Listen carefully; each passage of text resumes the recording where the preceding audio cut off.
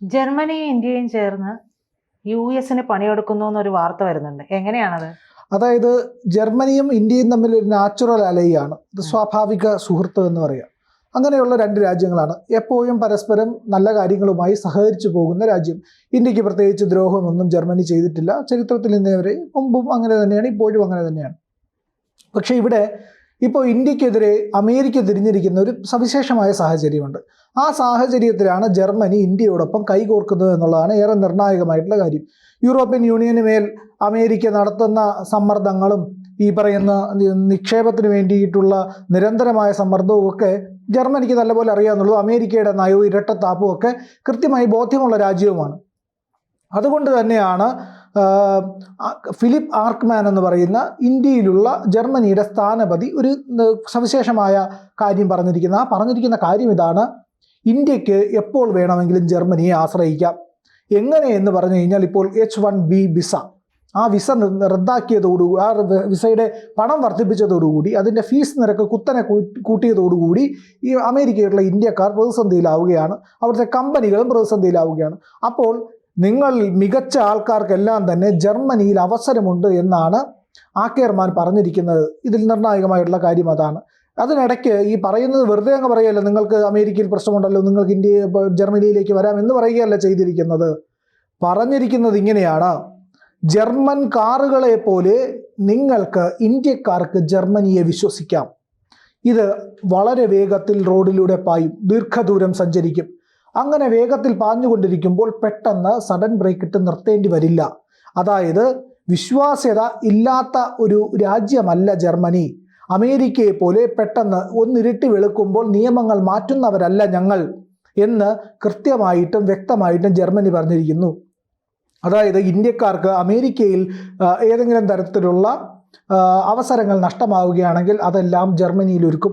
പ്രത്യേകിച്ച് technocrats, technology experts, tech experts, ഈ പറയുന്ന മാനേജ്മെൻറ്റ് വിദഗ്ധർ, മറ്റ് ഓരോ തൊഴിലിലും പ്രാവീണ്യമുള്ള ആൾക്കാർ, ഇങ്ങനെ വിദഗ്ധരായിട്ടുള്ള വൈദഗ്ധ്യമുള്ള എല്ലാ തൊഴിലാളികൾക്കും ഞങ്ങൾ അവസരമൊരുക്കും എന്ന് ഒരു തരത്തിലുള്ള സങ്കോചവുമില്ലാതെ, ഒരു തരത്തിലുള്ള പ്രശ്നങ്ങളുമില്ലാതെ ജർമ്മനി ചൂണ്ടിക്കാണിച്ചിരിക്കുന്നു, പറഞ്ഞിരിക്കുന്നു. ജർമ്മനി നമ്മളോട് പറയുകയാണ്, നിങ്ങൾ ഇവിടെ വരൂ, ഞങ്ങൾ നിങ്ങൾക്കിവിടെ തൊഴിലവസരങ്ങൾ ഒരുക്കും എന്നുള്ളതാണ്.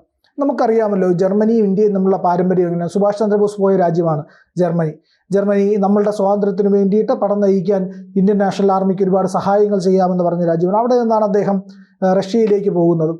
സാംസ്കാരികമായി ഒരുപാട് ബന്ധമുണ്ട്. നമ്മുടെ ഇരു ഭാഷകളും തമ്മിൽ ആഴത്തിൽ ബന്ധപ്പെട്ടിരിക്കുന്നു. സംസ്കൃതവും ഈ പറയുന്ന ജർമ്മൻ ലാംഗ്വേജും തമ്മിൽ അങ്ങനെ ദീർഘകാലത്തെ ബന്ധമുണ്ട്. ഒരുപാട് കാലം സഹകരിച്ച് പ്രവർത്തിച്ചവരാണ്. കൾച്ചറൽ എക്സ്ചേഞ്ചൊക്കെ നിരന്തരമായി നടത്തുന്നവരാണ്. അങ്ങോട്ടും ഇങ്ങോട്ടും ഈ പറയുന്ന വിജ്ഞാന മേഖലകളെല്ലാം തന്നെ പങ്കുവയ്ക്കുന്നവരാണ്. റഷ്യയും അതുപോലെ രാജ്യമാണ്. നേരത്തെ പറഞ്ഞല്ലോ സ്വാഭാവിക സുഹൃത്ത് എന്നുള്ളത്. സ്വാഭാവിക സുഹൃത്തായിട്ട് നിരവധി രാജ്യങ്ങൾ നമുക്കുണ്ട്. അതിൽ ഏറ്റവും പ്രധാനപ്പെട്ട ഒരു രാജ്യമാണ് ജർമ്മനി. മറ്റൊന്നാണ് ഈ പറയുന്ന പോലെ ഇസ്രായേൽ, മറ്റൊന്ന് ജപ്പാനാണ്. അപ്പോൾ ഇങ്ങനെ സ്വാഭാവിക സുഹൃത്തുക്കൾ ഇന്ത്യക്ക് ഒരുപാടുണ്ട്. ആ രാജ്യങ്ങളുമായിട്ടെല്ലാം നല്ല ബന്ധം, സൗഹാർദ്ദപരമായിട്ടുള്ള ബന്ധം ഇന്ത്യ പുലർത്തിക്കൊണ്ടിരിക്കുന്നതിൻ്റെ ഗുണഫലമാണ് നമ്മൾ ഇന്ന് അനുഭവിക്കുന്നത്. അതായത് അമേരിക്ക ഏതെങ്കിലും തരത്തിൽ നമുക്ക് പണി തരാൻ നിൽക്കുമ്പോൾ അവനിട്ട് തിരിച്ചൊരു പണി കൊടുക്കാനായിട്ട് ജർമ്മനി നമ്മളൊപ്പം നിൽക്കുന്നു. അവിടെ നിശ്ചിതമായി വിമർശനം ട്രംപിനുണ്ട്. ഒളിയമ്പുകൾ നിരവധിയുണ്ട്. ഞങ്ങൾ ഇരുട്ടി വെളുക്കുമ്പോൾ നയം മാറ്റുന്നവരല്ല, പെട്ടെന്ന് നിങ്ങളെ ഒരു സുപ്രഭാതത്തിൽ ഇവിടുന്ന് ഒഴിവാക്കുന്നവരല്ല, എല്ലാ കാലത്തും നല്ല സൗഹൃദം പുലർത്തുന്നവരാണ്. ഫിലിപ്പ് ആക്കേർമാൻ സൂചിപ്പിക്കുന്നത് ട്രംപിനുള്ള അടിയാണ്. കാരണം ഈ പറയുന്ന ആത്യന്തികമായി അമേരിക്ക എന്ന് പറയുന്നത് ജർമ്മനിയുടെ ശത്രുവാണ്. നമുക്കറിയാമല്ലോ. കാരണം രണ്ടാം ലോക മഹായുദ്ധത്തിൽ എങ്ങനെയാണ് അമേരിക്ക ജർമ്മനിയോട് പെരുമാറിയത് എന്നുള്ളത് കൃത്യമായിട്ട് അറിയാം.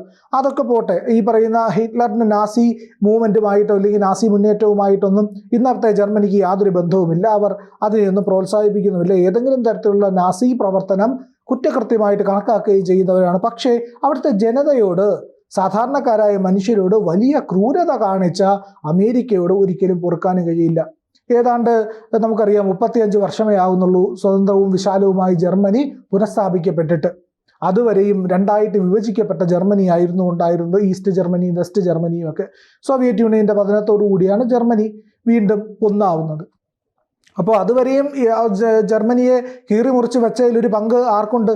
അമേരിക്കയ്ക്കുണ്ട്. അപ്പോൾ ആ അമേരിക്കയോട് കൃത്യമായിട്ടുള്ള മറുപടി കൊടുക്കാനുള്ള ഉത്തരവാദിത്വവും ഇന്നത്തെ ജർമ്മനിക്കുണ്ട്. അത് ഒരു യുദ്ധസമാനമായ രീതിയിലല്ല, നയങ്ങൾ കൊണ്ടും അവരുടെ ഈ പറയുന്ന തെമ്മാടിത്തരം നിറഞ്ഞ പ്രവൃത്തികൾക്കുമുള്ള മറുപടിയാണ്.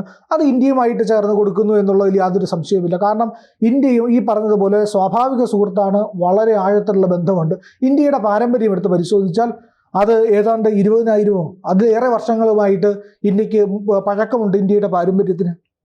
എന്നാൽ അമേരിക്കയെ നോക്കൂ, അമേരിക്കയ്ക്ക് ആകപ്പാടെ 300-400 വർഷത്തെ സ്വാതന്ത്ര്യ പാരമ്പര്യം മാത്രമാണുള്ളത്. അതിനു മുമ്പുള്ളത് അടിമത്തത്തിൻ്റെയും ഈ പറയുന്ന വംശീയ വെറിയുടെയും ആക്രമണത്തിൻ്റെയൊക്കെയാണ്. അമേരിക്കയ്ക്ക് പാരമ്പര്യമോ സംസ്കാരമോ ഒന്നും സ്വന്തമായിട്ട് അവകാശപ്പെടാനില്ല. അതാണ് വാസ്തവം. അവിടെ ഉണ്ടായിരുന്ന ദേശീയ അവിടുത്തെ സ്വന്തം രാജ്യത്തുള്ള നേറ്റീവ്സ് ആയിട്ടുള്ള ആൾക്കാരെ മുഴുവൻ കൊന്നൊടുക്കിയ പാരമ്പര്യമാണ് അമേരിക്കയ്ക്കുള്ളത്. അവിടുത്തെ ജനതയെ മുഴുവൻ, അവിടുത്തെ ആ മണ്ണിൽ പിറന്ന ജനതയെ മുഴുവൻ ഉന്മൂലനം ചെയ്ത ചരിത്രമാണ് അമേരിക്കയ്ക്കുള്ളത്. അമേരിക്കയിലെ ഇന്നത്തെ ഭൂമി, ആ മണ്ണെല്ലാം നിലനിൽക്കുന്നത് വംശഹത്യത്തിൻ്റെ മുകളിലാണ്. വംശഹത്യ ചെയ്ത ചോരയുടെ മുകളിലാണ്. അവർ ആ ചോരയിൽ ചവിട്ടി നിൽക്കുന്ന രാജ്യമാണ്. അല്ലാതെ യാതൊരു തരത്തിലുള്ള വിശാലമായ പാരമ്പര്യവും അവകാശപ്പെടാൻ അമേരിക്കയ്ക്കില്ല. അതാണ് വാസ്തവം. അമേരിക്ക എന്ന് പറയുന്ന രാജ്യം എല്ലാ കാലത്തും കൊള്ളയടിക്കുന്ന, ആൾക്കാരെ ഉപദ്രവിക്കുന്ന, ഈ പറയുന്ന രീതിയിൽ ചൂഷണം ചെയ്ത് ജീവിക്കുന്ന രാജ്യമാണ്. അതായത് മഴയത്ത് കിളിർത്ത തകര എന്ന് പറയില്ലേ, ആ തകര കുംഭമാസം എത്തുമ്പോൾ കരിഞ്ഞു പോകും. കാരണം വെയിൽ താങ്ങാൻ കഴിയില്ല അതിന്. അപ്പോൾ ഈ പറയുന്ന തകര കിളുത്ത് വരുന്ന പോലെ, അപ്പോൾ താൽക്കാലികമായിട്ടുള്ള ആ മണ്ണിൻ്റെ വളക്കൂറിൽ അതൊന്ന് കൊഴുത്തു നിന്നേക്കാം. അതാണ് ഇന്ന് അമേരിക്കയ്ക്കുള്ളത്. പക്ഷേ 20,000 വർഷമായിട്ടും പട്ടുപോകാതെ നിൽക്കുന്ന അശ്വത്ഥവൃക്ഷമാണ് ഇന്ത്യ എന്നുള്ളത് അമേരിക്ക മറന്നു പോകരുത്. അശ്വത്ഥവൃക്ഷം ആൽമരമാണ്. ആൽമരത്തിൻ്റെ തായ്വേരിൽ നിന്ന് തുടങ്ങി പടർപ്പു വേരുകളിൽ അങ്ങനെ പടർന്നു പന്തലിച്ച് ഒരു ഭൂപ്രദേശമാകെ നിൽക്കാനുള്ള ശേഷി ആ സംസ്കാരത്തിനുണ്ട്. അതാണ് ഇന്ത്യയുടെ സംസ്കാരം. ആ സംസ്കാരത്തിന് അതിൻ്റെ തായ്വേര് നഷ്ടപ്പെട്ടു പോയാൽ പോലും പിന്നെയും പിന്നെയും പടർന്നു നിൽക്കാനും ഒരു മഹാവൃക്ഷമായിട്ട് നിൽക്കാനുമുള്ള ശേഷിയുണ്ട്. ആ മഹാവൃക്ഷത്തെ അമേരിക്ക മനസ്സിലാക്കിയിട്ടില്ല. അവർക്കത് ഉൾക്കൊള്ളാനുള്ള കരുത്തില്ല എന്നുള്ളതാണ് വാസ്തവം. അപ്പോൾ അങ്ങനെ പടർന്നു നിൽക്കുന്ന ഒരു മഹാവൃക്ഷത്തോട് തകരച്ചെടി വന്നിട്ട് പറയുകയാണ്, ഞാൻ നിന്റെ നിലയ്ക്ക് നിർത്താൻ പോവുകയാണെന്ന് പറഞ്ഞു കഴിഞ്ഞാൽ വല്ലതും നടക്കുമോ? ഈ പറയുന്ന ആനയും ആടും തമ്മിലുള്ള വ്യത്യാസം അമേരിക്കയും ഇന്ത്യയും തമ്മിലുണ്ട്. ഇന്ത്യയുടെ കരുത്തിനെ പറ്റി ഇവർക്ക് ശരിക്കും അറിയില്ല എന്നുള്ളതാണ്. ഇന്ത്യ വളരെ ശാന്തമായ ഒരു തപസ്സിലിരിക്കുന്ന രാജ്യമാണ്. അതിനെ ഉഗ്രകോപിയായ നരസിംഹമൂർത്തിയാക്കി മാറ്റരുത് എന്ന് മാത്രമേ പറയാനുള്ളൂ. പക്ഷേ അവിടെയാണ് ജർമ്മനി പോലുള്ള രാജ്യങ്ങൾ ആ ശരിയായ ശക്തി സ്രോതസ്സിനെ മനസ്സിലാക്കിക്കൊണ്ട് ഇന്ത്യയുമായിട്ട് ആ സാംസ്കാരിക പൈതൃകത്തിൻ്റെ എല്ലാം പിൻബലത്തിൽ ഒന്നിച്ചു പോകാനുള്ള പദ്ധതികൾ ഇറക്കുന്നത്. ആ ഒന്നിച്ചു പോകാനുള്ള പദ്ധതികളെല്ലാം തന്നെ പരസ്പര സ്നേഹത്തിൻ്റെയും സൗഹൃദത്തിൻ്റെയും വിശാലമായ ഐക്യത്തിൻ്റെയുമാണ്. അവിടെയാണ് നമുക്ക് പുതിയ തലങ്ങൾ ഒരുങ്ങുന്നത്. അമേരിക്കയിലുള്ള 77% ഇന്ത്യക്കാർ ഉണ്ടല്ലോ, ഈ പ്രവാസികളായ H1B വിസ എന്ന് പറയുന്നത് സ്വീകരിച്ചിരിക്കുന്നവരിൽ 77% ഇന്ത്യക്കാരാണ്. അവർ ചുമ്മാ ദാനമായിട്ട് തന്നതൊന്നുമല്ല, മികച്ച മനുഷ്യരെ നോക്കി ടാലന്റ് ഹണ്ട് ചെയ്ത് കൊണ്ടുപോയതാണ്. 12% ചൈനക്കാരുള്ളൂ. എന്തുകൊണ്ടാണ്? മികച്ച ആൾക്കാർ അവിടെ ഇല്ലാത്തത് കൊണ്ടാണ്. ഏറ്റവും മികച്ച ആൾക്കാർ ഇവിടെ ഉണ്ട്. ഏറ്റവും നല്ല ക്രീമി ലെയർ ഇവിടുന്ന് പോയ ഇന്ത്യക്കാരാണ് അമേരിക്കയിലുള്ളത് എന്നുള്ളതാണ്. ആ കഴിവിൻ്റെ പുറത്താണ് അമേരിക്ക ടെക്നോളജിയിൽ ഒന്നാമതായിരിക്കുന്നത്.